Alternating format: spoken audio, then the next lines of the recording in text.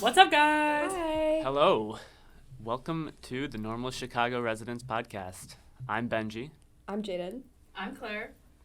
So, guys, anything we watched this week caught our eye? What did I watch this week? Let me scan the letterbox real quick. No, literally. Oh, we saw Megan. Yeah, we did. Claire and I Okay, saw Megan how in was theaters. that? It was so It was good. really good. I really enjoyed it. It very was solid. absolutely fantastic. Tell me a little about it. It kind of I don't know who would agree with this, but it kind of gives off Jennifer's Body vibes for me, Yeah, it's like the modern Jennifer's Body, I think. but in with a way. children. Yeah. And also, a lot of like horror comedies just forget about the horror aspect. Yeah. But this movie was actually like scary Yeah, enough. Like, I they would say ca- that's like they the main cared thing about- that I took away from it. But yeah. It is satire, though, right? Yeah. Yeah. Oh, absolutely. And I love like a horror comedy satire. I watched Groundhog Day for Groundhog Day. Oh, nice. Very Yes, nice. and I watched The Worst Person in the World last night. I heard that was really good. It I've is been really meaning to good. I watch gave it 5 stars.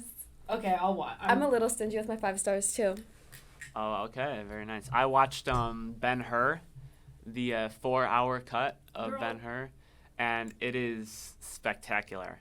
I mean, you have to be kind of invested in old Hollywood to really like that style of movie but like if you see it and you view it in the context of the 60s, the early 60s and the late 50s, I mean, like that movie was incredible. Its budget was $15 million at a time when the most movie budgets didn't go over $2 million. And they filmed and built a real road track coliseum to race chariots in. Okay, yeah, that's pretty cool.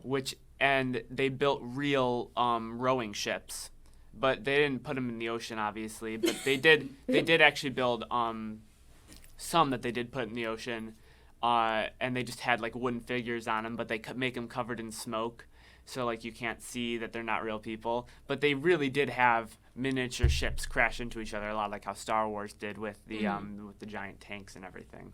So the amount of ingenuity that went into it is really inspiring, especially for a time when Hollywood was, making so many of the same movies. They really went out and did something classic with this movie.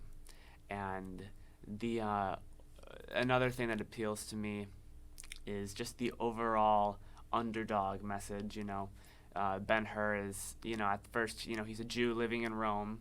So he's, subjected by his old friend, who is now basically the second in command in Judea. And he navigates from becoming this man who's kind of like, I don't want anything to do with the conflict, to now he's in the conflict and he wants to get revenge for his family. And then, but by the end, he's just granted a sense of peace. I don't want to spoil it, but his character arc is just very moving and very fitting for a 4-hour movie, I feel. Damn. All Did right. it keep you the whole 4 hours? Yeah, I think it did. Do you think it would for most people? It depends. It depends, because if you're used to watching like a 2-hour Marvel movie, it might not. But the sequences are just spectacular. Okay. Perhaps I'll check it out. But what about, does anybody have any projects they're doing in class right now? Anything coming up? Not really. I feel like midterms are like Yeah. over basically. So I feel like they haven't even started. if you had any really? Yeah. But midterm week was last week. No. Except for No. what week are we on right now? I don't know. We're on Do you 6, have so anything? they were supposed to be last week. Well, like... Some why? classes do it a week later. Yeah. Yeah, some classes. haven't Like really Carmen and learned. I's math midterm is this week, Ew. unfortunately. Yeah, I feel like everything's this week. Do you have any projects, Claire? Because I'm only a film minor, so Okay. I'm kind of just... You just be vibing. I will have some film stuff later this quarter, though. I actually do have to do shit. I have to write, like, a screenplay. I have a project. Yes. Right now I'm working on a script called Fake It Till You Make It. It's a short film about these two guys, the Ben and Reed, who go into this film seminar and just kind of make shit up. so that they get looked at by all these like executive producers. Mm-hmm. And the whole joke of the film is kind of that film, especially in America, is just there's so many niche films that so many people enjoy. Everyone has an audience that you can go your whole life and not hear about some of the best films ever made. True. I mean, like, because really, how many people have heard of Come See? How many people have heard of, The Harder They Fall? Unless you're like, some people haven't even heard of some Martin Scorsese movies. I just found one the other day, like something about innocence. I forget the name. It escapes me right now. But that movie, Age of Innocence, I didn't even know that was a movie until a couple days ago. Yeah. And Martin Scorsese is obviously one of my favorite directors. So it's there's like it's all about how big film is and how stupid a lot of the people how small their knowledge is about film. You don't think that's a little elitist? No, it's anti-elitist, I kind of think. Okay. I think that a lot of producers don't really know anything besides the like what's going on at the moment. Okay. Valid. Okay, I think we should move on to I think Vengeance. we should dive right into this fucking movie because I have a lot to say. Yes. And this week we're doing Vengeance by BJ Novak. Ooh. This is his directorial debut. He wrote Benji's it. pick. It's my pick. The film stars Novak, Boyd Holbrook, Jay Smith Cameron, Dove Cameron, Issa Rae, Isabella Amara, and Ashton Kutcher, as well as Jane Lynch. Jane Lynch was in this movie? No. Corinne and I threw Jane Lynch in Fuck you. to the mix because we thought I thought I was tripping. Yeah, she was so good. she was She so stole good in the show. Vengeance. Anyway, the disclaimer, I forgot that we did that. The disclaimers and trigger warning. Mention of suicide, drugs, overdosing, gun violence, graphic scenes, and explicit language. It is rated R. So true. Guys, this movie is about a New York City journalist named Ben Manalowitz. Manalowitz? What? Manalowitz. Yeah. Okay. This movie is about a New York City journalist, Ben Manalowitz, who lives carefree from one hookup to another. Late one night, though, he receives a phone call from a stranger by the name of Ty Shaw, informing him that his quote-unquote girlfriend, Abilene Abby Shaw, has died of an apparent drug overdose. However, Abby was actually one of Ben's many casual romantic relationships, and he barely remembers her. Ty informs Ben that he suspects Abby was actually murdered, maintaining that she never took drugs, and asks Ben to accompany him in Texas to find the truth and avenge her. Thank you, Wikipedia. What do we think the theme of the movie, guys? What am I saying? What do we think of the theme of the movie? They tried to have like 50 different themes. Yeah. They were too ambitious. I don't think so, but I want to hear your thoughts. Well, I feel like I don't even know how to lead into it. Like, I just thought it was too ambitious, and they like lost the fucking plot of the movie completely. What do you think of the I don't theme, think Benji? so. What do you think the theme was? There's two major themes, and one of them has to do with Ben's story arc. The first major theme, I think, is disconnectedness, and I think that is really the core theme of the movie that unites everything together. You have, at the beginning of the movie, Ben is, he's sitting with his friend and talking about all his casual hookups. And in that scene, just think of how they're spaced, just in the scene with the mise-en-scene. It's just... Mise-en-scene. And they're not even looking at each other. They're just talking passively about all their casual relationships. And it's a good way to say two things at once. Oh my god. Or say one thing in two separate ways. Sorry, Claire just dropped her phone. Claire just dropped her phone. This always happens to me. No, I thought the theme was like one of the only things that I like I thought they did okay with. Like I kind of agree with that, where it's like I like the progression of his character, where it's like he doesn't seem to care about anything, and he's taking like a very backseat position in his own life, and then is more like active and he cares about something. Like I appreciated that part. There were a lot of other things that I didn't particularly enjoy. Like what? Well, why don't we get into our likes and dislikes? I know, yeah. Are we ready to move on? Oh, we're ready. I do in fact have a list in my phone. Claire, why don't you start though? Yeah, I decided to keep a note going throughout this entire movie with all my thoughts. Mine looks very similar. These thoughts, examples such as, I hate this dialogue, awful setting, I don't know, and why did he feel the need to explain the entire movie to us? They explained every single theme, and I just thought that... They literally just explained every single theme that they were trying to do. Yeah. And then they just kept explaining, and they kept explaining the entire fucking movie. I thought that scene where it's Ashton Kutcher's character talking to that girl was awful. Dude. Like, I was like, you're saying the same thing, and you're making it 3 minutes long. Every time, they tried so hard to be profound. It felt like it was just reaching for nothing. Yeah, and so they reached for everything. And that's ironic, because that was literally, like, the ending fucking dialogue of the movie. They were just like... Everything is nothing, so nothing matters. And I felt like the scenes where they were trying to do the least with the dialogue, like when they were in like the Whataburger and stuff, like those are my favorite scenes. Like where it's just like it feels like a family like eating dinner. I don't know. Dude, they kept switching at their styles. own. Yeah, exactly. Or like at the beginning where they're at their own house with the grandma. Like I like that scene. Like I like the dialogue there. But like every time they tried to get like philosophical, I was like, why are you talking for 3 minutes and saying the same thing over and over again? They tried so hard to be profound. Every time Ashton Kutcher's character came in, especially at the end, it just stopped the entire movie, and it became so slow and so like, okay, what are you even saying right now? Like, and they just tried to, I don't know. I felt like they thought their audience was stupid because they explained every single theme of the movie, and also every single thing that would happen in the movie, even the Chekhov's gun joke. Yeah, they ended up doing that. Like they shouldn't have explained it if they wanted to do that. Like. They literally just told us what was going to happen in the movie. I can see why you'd think that. It's a very... Yeah, they say a lot. There could have been some retractions in dialogue, but I think that the core still is there. I think the emotional core is there. I don't see a lot of the explaining everything. Ashton Kutcher's character is...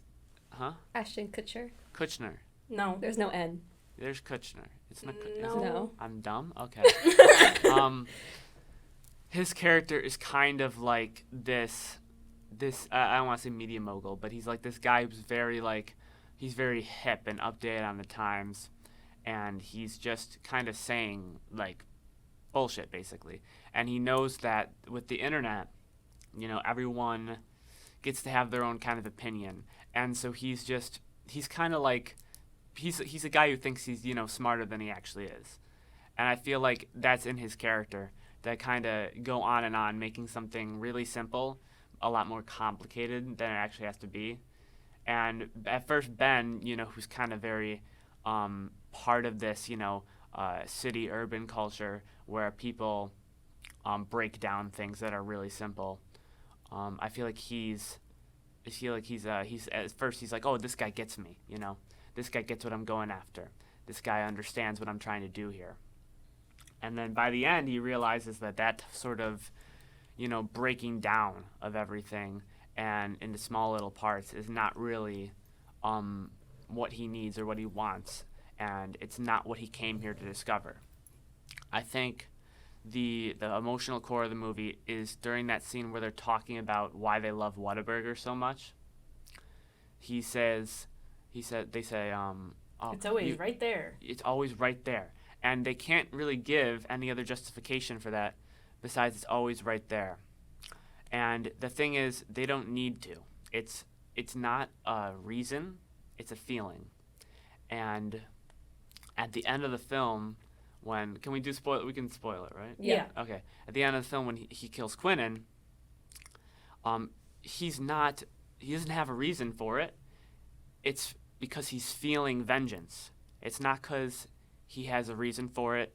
He hasn't discovered anything new. He's just felt something. For the first time, he's connected with this family, and he feels what they want to feel and what they're trying to get him to feel. He's feeling something for the first time, a real connection to this family. That's like not really how I interpreted it, but okay. I don't know. I felt like he had very little development as a character. He felt exactly the same. He seemed the only thing that I really felt like changed was that he felt slightly warmer towards this girl that died, and his lesson was kind of to care more about other people, except then he killed someone and he only shot the guy really to protect himself. Mm-hmm. So I was a little confused. I was like, I didn't at all get that as he shot the guy to, like, because he was feeling what the family was feeling. I got that as he shot him because he feels threatened. I mean, it was a very spur-of-the-moment decision, and there was nothing really beforehand that would lead you to believe that, in my opinion. He wanted him to post it. He what? He wanted him to post what he recorded from him. He didn't care that he recorded him. He wanted him to post it because he knew that would be another spectacle. Which he told us. Like, I know, because he said it. Because he was, like, playing it up because he knew he was recording. Yeah. So, like... He didn't feel threatened. He did it because he felt vengeance. He felt like he really needed to... He just felt it. He just did it out of a spur of action. Like how Ty wanted to take vengeance on a spur of action for his sister's death. Yeah, which... This is not a reason. Misplaced. But I feel like he just seems like a character who thinks... he seems like a character who only thinks about himself the entire time. Yeah, and it's like, you've been this way for your whole life. And it doesn't feel like there's a change at all. White dude, like... Yeah. I doubt that this is going to change him. My first little plot hole, just to switch it a little bit, my first little plot hole was just... Okay, I know that this is, like, what a lot of the story revolves around, but why are we pretending like it's a normal thing that the sister's boyfriend lied about her being murdered so that he would stay there? Like, that, and it's like, that is one thing, but it's so out of the, like, Ty's, like, entire vibe to do that, and then why was the whole family just chilling with going along with that? I could not comprehend it. Like, maybe if Ty seemed like a person who made reckless decisions or, like, said statements that he, like, regretted later. Yeah, or like this was, like, but a he wasn't. He family. seemed like such a calm, level-headed guy that just for some reason wanted to know his sister's boyfriend that nobody's ever met, like, badly enough that he was willing to pretend that she was murdered. I didn't get it, and it didn't make any sense to me. And I was hung up on it the entire time. And they orchestrated the whole thing. She wouldn't touch someone who's an Advil. Another thing. Okay, yeah, why did they say that 3 times? My next thing on here is...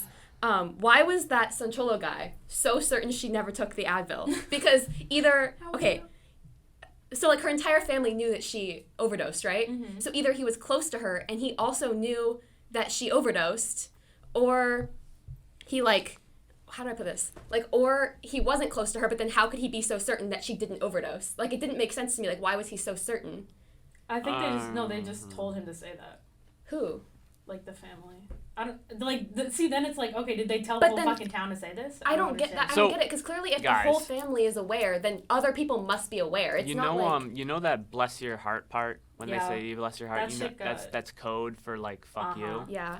Because they told us. Yeah. They told us, but most people wouldn't get that if they didn't tell us that. But basically, sometimes it's a lot like that. When they say, "Oh, she'd never take so much of an Advil," it's kind of a code. And I don't know if you guys have a lot of family in like rural area, but sometimes they just say things that to us seem like people who are to live in more urban environments that to us seem like obvious or seem like out of like just don't make any sense. Like how bless your heart is code for like fuck you. Sometimes people just say the basic thing. So she wouldn't take so much of an Advil is basically giving her the benefit of the doubt, even though you know it's not true. But you wouldn't say that to an outsider like Ben. You never would. If you're in that community, you never would reveal that community's secrets to an outsider like Ben. The rumors and gossip, it doesn't penetrate beyond that. You wouldn't say that because that girl's a part of your community. I don't think so. I mean, He said it with his whole chest. He said it like he believed it so strongly. Yeah. Not like he was protecting her because of some kind of community thing. Like he said it like he knew this to be the case. Okay, well that's how someone from that community, I think, or he didn't know, but it could have been either one because he hadn't seen her in a while. Also, okay, I guess my next thing is, like, the way that it was finally revealed that she was on drugs. Like, I love the idea of it being in the Whataburger because it's, like, what the family circled around. Like, I like that a lot. But I don't like how it was just the grandma accidentally said it. Yeah. Like, it felt like a build-up to nothing. And then they just kept trying to do more twists. They did, like, one twist, and I was like, okay, like, I fuck with this twist. And then they did, like, 5 more. And I was like, okay. I would have really enjoyed, like, if it had been, like, someone that came up to the table and was like, I was so sorry to hear about her overdose or something like that. Or, like, I was so sorry to hear about, like, whatever. And, like, maybe he was like, what? But, like, the fact that the grandma just spilled it, then it's kind of like, okay, then why wasn't it spilled earlier? If she was just going to accidentally say it at the dinner table, like, most of the way through the movie. I need to give a quick shout out to Grandma, though. Any Succession fans out there will know what's up because J. Smith Cameron, this is so completely different from her role in Succession. I was so excited to see her. Yes. But also, like... I don't know. I wrote,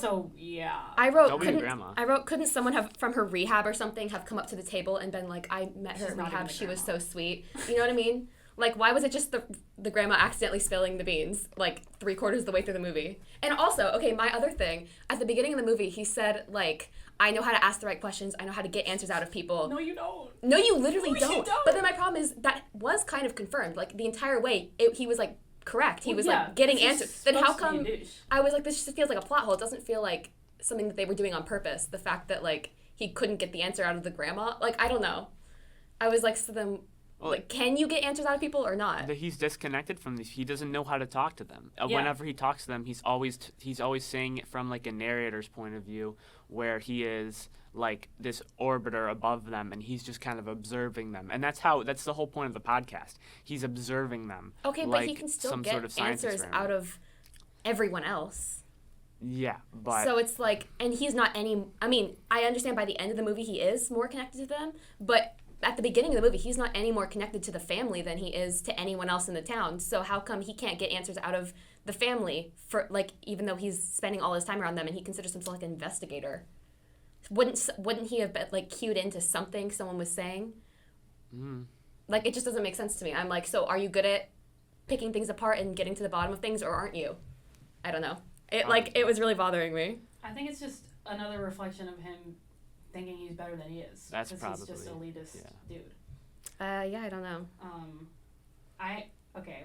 Can we talk about the elephant in the room? What? The green screen. Oh, when? Oh, throughout the whole movie, but especially at the end in the car. The car scenes. Oh, boy. I didn't think it was that bad. I didn't know. Once you look at it... Now I need to rewatch it. I promise you. It's noticeable in a couple scenes. I don't think it's that bad, though. And also, remember, didn't they shoot this during COVID? I don't know. I couldn't Probably. tell you. Probably. Yeah, so they have to do some of that. I don't know. I'd have to go back and watch. Low-key, I was expecting, like, I had heard, mixed reviews from, like, everyone, but also, like, Jadyn and stuff. So I was like, okay. But I was at least expecting the movie to, like, look good. Yeah. I kind of didn't think it did. Okay. That's my hot take. I asked Claire to confirm this when she watched it last night for me. So before I make this claim, I'm not 100% sure, but I'm pretty sure. Okay, yeah. I don't think that this movie passes the Bechdel test or even really comes close to it. It passes the first question where, are there at least 2 female characters? Mm-hmm. Yes. But I don't think any of the female characters at any point have a conversation, and I really don't think that they have a conversation that isn't in regards to a man. I don't believe so either. So I don't think it passes the Bechdel test. And the thing is like, some movies, like, it doesn't pass the Bechdel test for whatever reason. It's not that big a deal. Yeah, like it's The not Menu. Always But the Bechdel test doesn't have an excuse because it's supposed to be getting into the true feelings and, like, inner workings of this family. And the sister that's not Dove Cameron might as well not exist. Yeah, why'd they like, tried to make these characters, and they, like, played around with some stereotypes and stuff. They did and then weird they things just with the gave women. up. Because, okay, hear me out. Like, I feel like they could have accomplished this whole family thing better without the sisters at this point. Because I even like the idea of, like, the younger brother and the older brother. One sister. But I liked the idea of this having the sisters, but then why didn't they do anything with them? I don't know. They just let her be... It feels like it was cut for time a lot. They let her be, like, a little sexualized. The 16-year-old that played by Dove Cameron let her be, like, a little sexualized for some reason.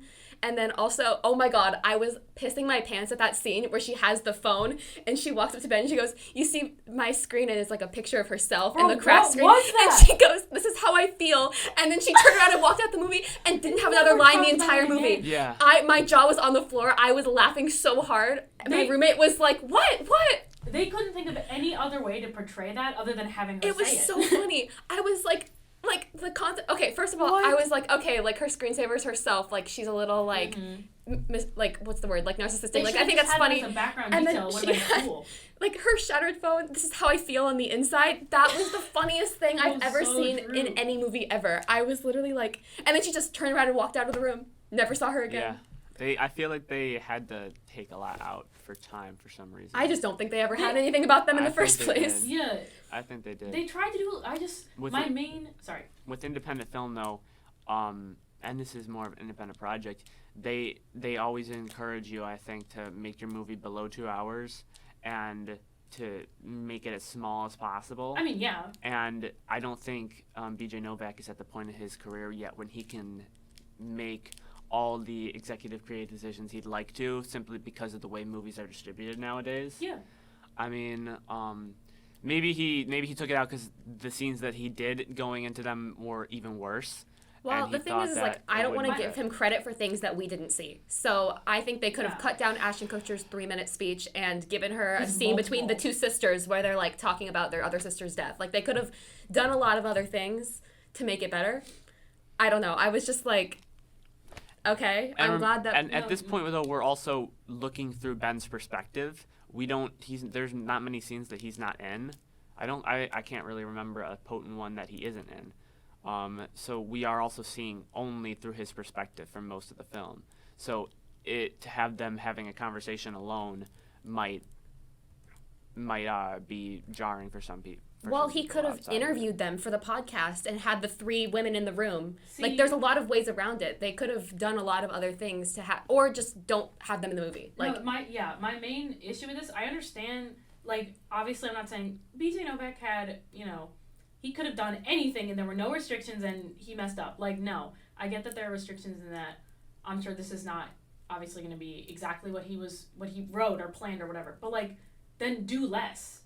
He tried to do too much, in my opinion. Yeah, and it's like, I'd rather have there been one sister than a sister that's weirdly sexualized and one that doesn't have a line the entire movie. Mm-hmm. Like, why would you, like, the only thing that I could think of is, like, he really wants the vibe of this big family, but I'm like, okay, then don't make them the sisters. Like, make them, like, cousins, or make them, like, aunts and uncles. Like the freaking huge barbecue. Exactly. Like, don't make it like these characters that are clearly very important to her that we never see. Like, I don't even know if those sisters were, other than the girl with the fucking phone, I don't even know if she's sad that her sister died. Like, the older one, she didn't have a single emotion the entire movie. I'm like, okay, so we get the whole thing with the ghost and the little one, which I loved. I thought that was really good. They should have leaned into that. So why couldn't they do something with the older one? If he's bonding with this family, how come we're only seeing it with the men? Who the fuck is Mason? And the mom, I guess, when she, like, talks to him in the parking lot, but even then, it's like, okay.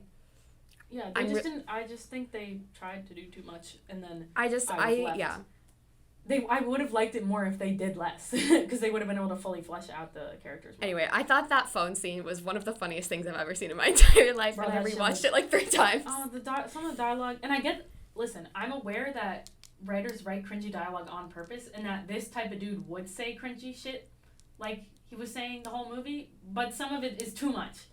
It's too cringy. Yeah.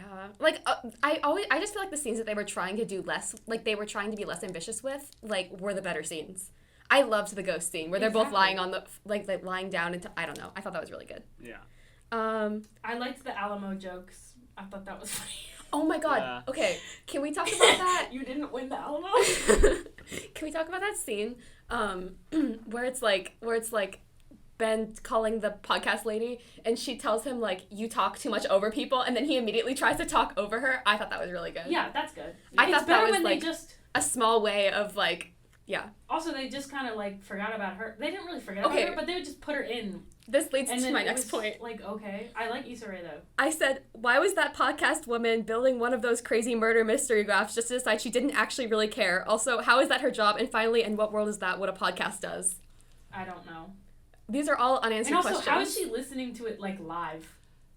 Literally, okay. What do you mean listening to it live? He was sending it to her. He sent But it to her. the way they okay, maybe this is me just stupid, but the way they like portrayed it in the movie, it looked like she was, as he was recording it, she was listening like at the same time. I think he just sent it to her, but That's also just- I feel that's like. just like continuity with diegetic and non-diegetic. I mean, no, I know, like. But even still, like, I it get was what you're weird. saying though. Is normally I feel like he would record everything and send it all to her at once instead of like giving her weird daily that's updates. Not really like a. Yeah, it's not the big big thing. issue. But, My like, thing is just.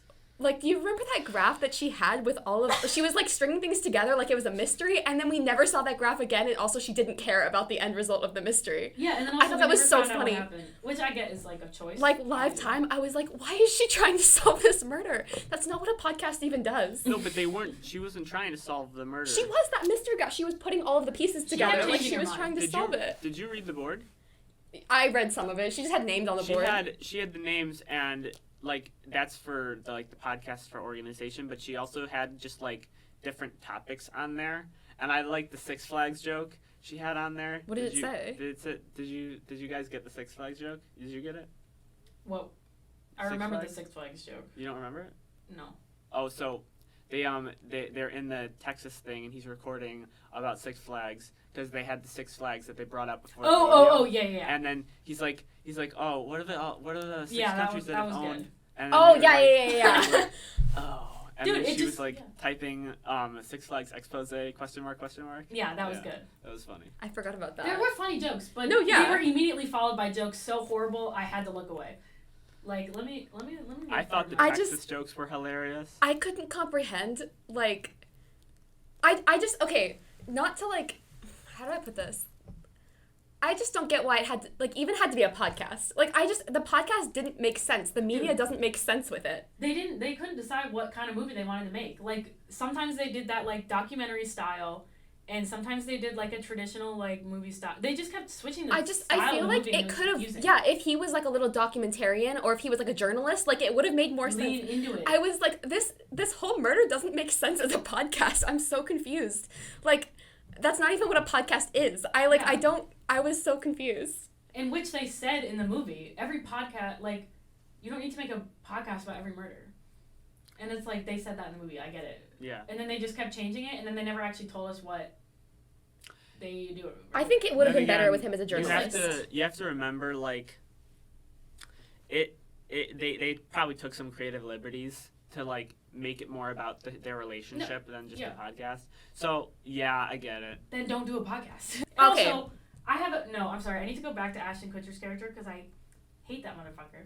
And I In get real life, or No. Actually, I have no idea if he's bad. he's married to Mila Kunis. You know, Oh, yeah. You know they met when she was 14 and he was like 18 or 19. Oh. But they didn't actually start dating until they met again at like 30. Do you know that Okay. she So, did like- Meg since she was 15, and that's just her voice? She did Yeah. what? Meg, Yeah, the Family Guy, and that's Yeah. just her voice. Yeah. There's no voice. I didn't realize that. that's just what she sounds like. I know. It's I hilarious. love Mila Kunis. She got into that 70s show when she was like 14 because she lied and said she was 18 and they didn't check. Insane. Anyway, Ashton Kutcher, like, What was his character's name again? I forget. Quentin. Quentin. I can't do movie character names. It's really bad. Especially when I don't like them. So, like, you were saying earlier how, like, at first BJ Novak's character, Ben, liked Ashton Kutcher, Quentin, whatever. He liked Quentin. Like, he was really into what he was saying, which, first of all, was really goofy because it's like, BJ Novak, you wrote this. Don't have your character be like, yo, that was so profound. Like, that's what he was doing to me. It was so funny. Because it's like, you just complimented your own writing. I saw a Letterboxd review that said the hardest part of this movie was believing that BJ Novak is getting a lot of bitches. Literally. I was like, low-key facts. It's not. I don't think it's doing that. I think it's kind of satiring what he's saying. I think you're supposed to know, this guy's kind of a pushover. Because it's the same... I hope. It's the same part where you're just kind of like... In a movie, you know when the protagonist does something really stupid and you're supposed to be like, that's a flaw of theirs. So Yeah. it's a flaw of him. It's the same thing as in any other movie where the character does something cringy because they still are a character and they have flaws and he's he's subject to this guy who's kind of just a poser. See, but my point is, like, I agree. Absolutely, that character is, like, a poser. And I think they set that up well, but then the reaction on part of Ben's character completely destroyed whatever they were trying to do with Quentin, because he reacted well to what Quentin was saying. That's something that I had, because that's how he talks. I had an issue with that with a lot of the characters, though, because I feel like they would be, like, posed as, like, they don't know what they're talking about, but then they would say something really profound, and you kind of left, like, are we supposed to be taking stock in what they're saying? Like, I think that's more kind of, like, what the movie was about. I couldn't really tell. Like, I feel like that, like, sometimes I left, like, oh, I kind of liked how they ended it like that, but with him, I didn't. Ruin it for me. I like that with the family, because I feel like they were kind of doing, like, what was that part in the movie when he's talking about, like, the plays that playwright wrote, and she started listing the plays. I really like that, because it was like we're supposed to be kind of seeing her as, like, the family is, like, maybe a little bit, like, below, but then they kind of she was, like, naming all the plays that the guy had written. Like, I like when you left it like that. I love that scene where she started listing the plays, and he was like, oh, well, I've never actually read any of the plays. Yeah, I wish they had done more of that. And also, going back to one of my main issues with the movie, don't tell it to us. Like, I get it. They just kept doing it over and over again. It's like, then it just became, to me, like, okay, yeah, I get that they're supposed to be stupid, and they're actually, Southern people can be smart. Like, I get it.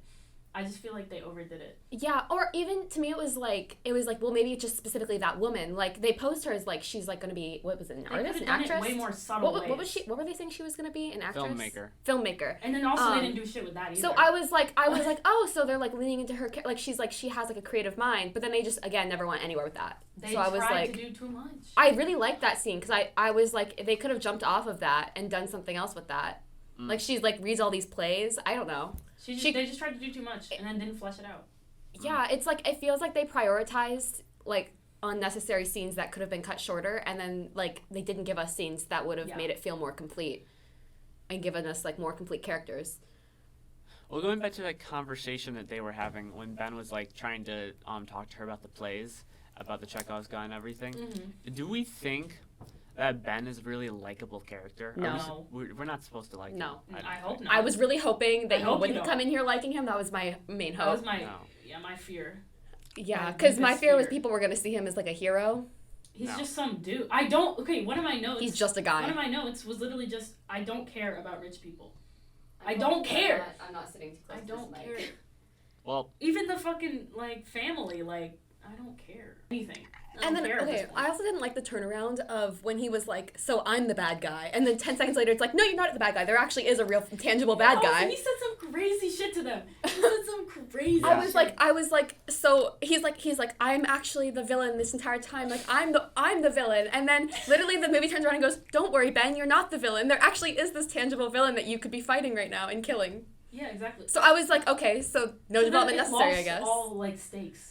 Yeah, I was like, I really liked that. I was like, I kind of like there being, like, no villain. I don't know. Yeah, my last note after finishing the movie was just, okay. Okay. I really liked it. I'm glad. I would like to hear more of what you liked. I just liked, so besides the themes and disconnecting, I thought some of the cinematography was actually really good. Is there anything that particular? There's a shot. When I forget the guy's name. You know, Ty's friend, like the guy who's like the kind of drunkard guy, who's like they're out near where she died, and he's like coming up behind him and talking to him about like what they're gonna do, and he's just kind of talking shit. But the cinematography in that shot, you have the three of them in this like corner down there, and it's during one of the little montage sequences when he's narrating, like, he's building the podcast together. Those were my favorite scenes. Those were really good. And the cinematography there is nice. Yeah. Overall, though, it's pretty professional.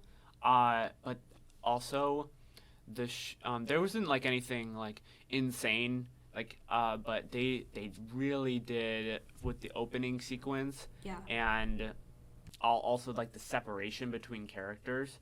Like, you'll notice BJ Novak is almost always on, like, the other side of the screen while the family's being framed in as a whole.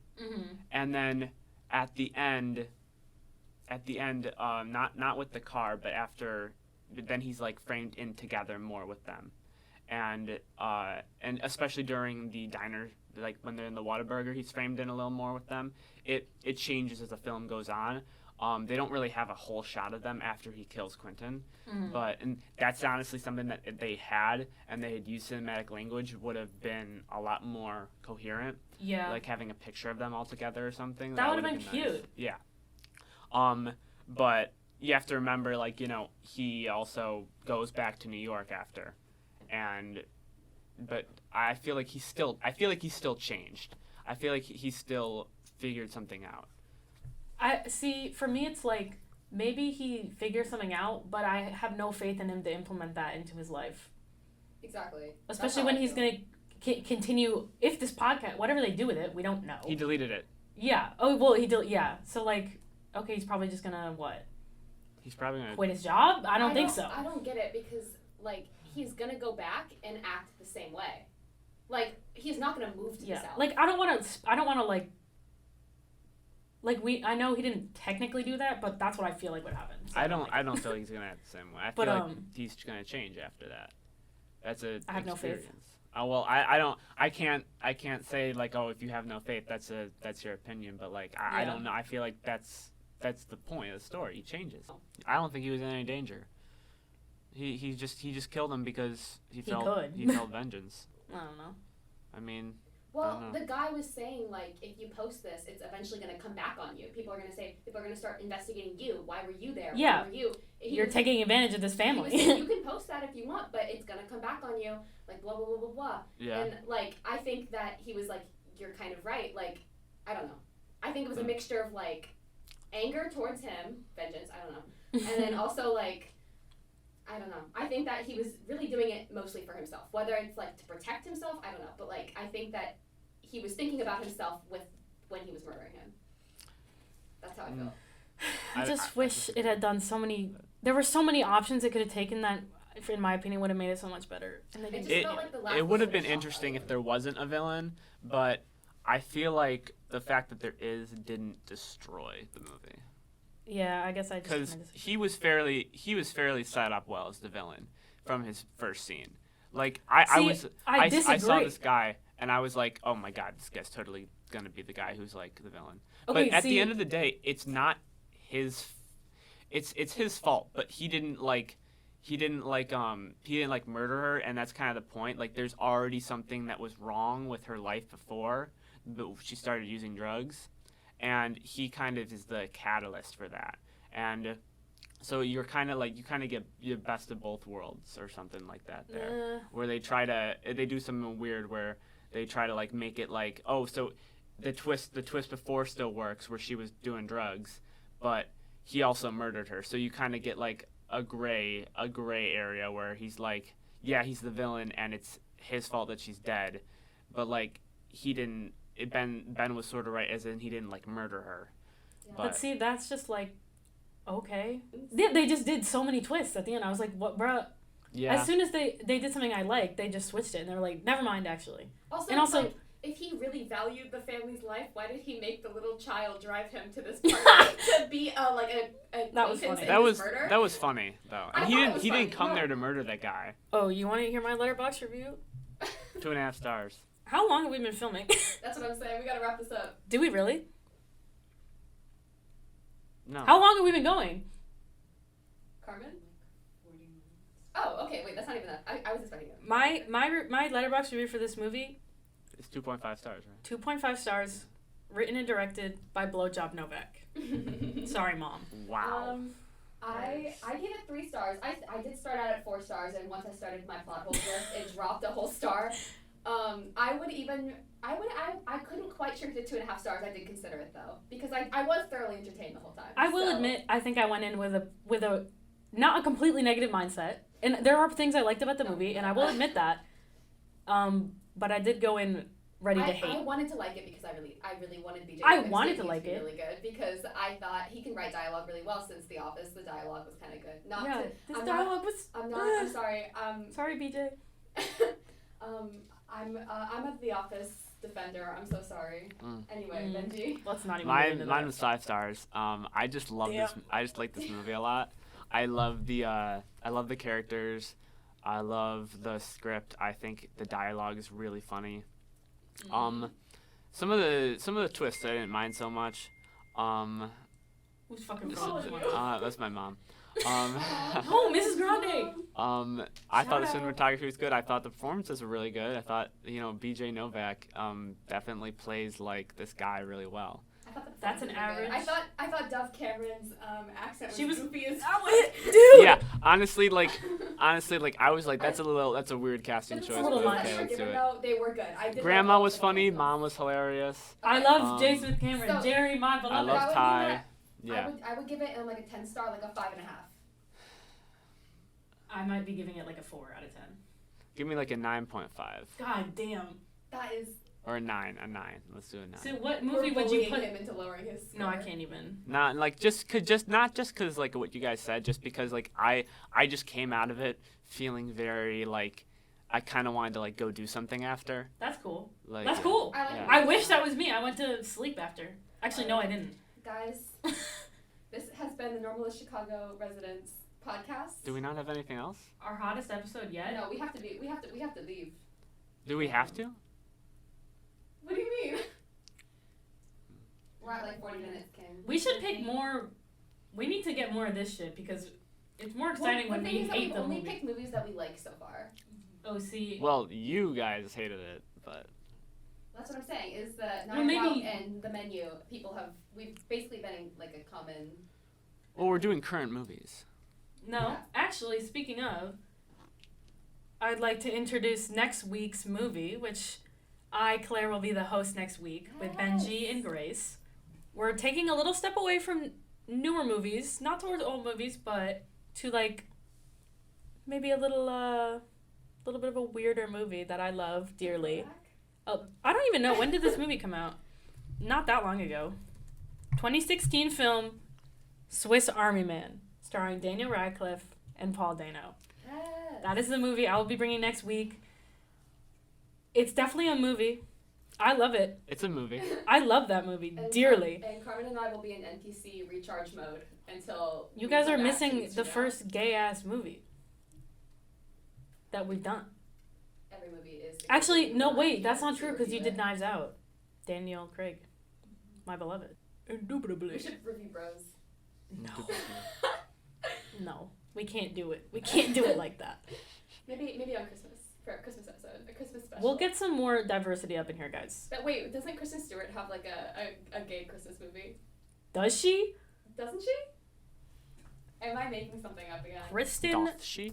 Doesn't she? Stewart gay Christmas movie? It's a thing. I'm pretty sure. Happiest Season? What is this? Aubrey Plaza?